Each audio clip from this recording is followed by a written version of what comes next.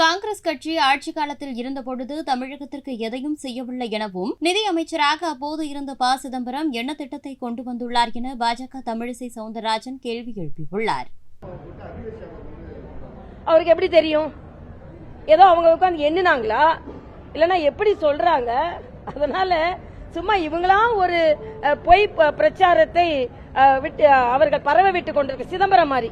சிதம்பரம் அதான் சொல்றாரு, ஏதோ 2 கட்ட தேர்தல் காங்கிரஸ் தேர்தல் அறிக்கையை பார்த்து பயந்ததை போல சொல்லிக் கொண்டிருக்கிறார்.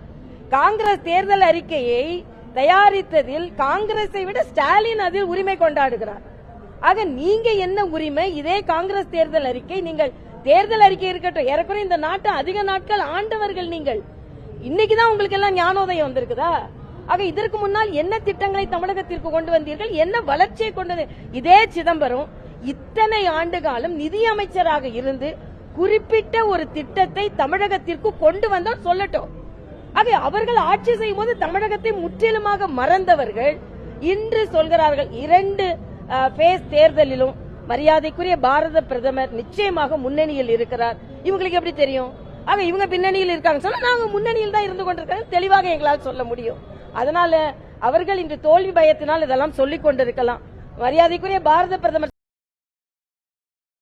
செய்திகளை உள்ளது உள்ளபடி தெரிந்து கொள்ள ரெஃப்ளெக்ட் நியூஸை சப்ஸ்கிரைப் பண்ணுங்க.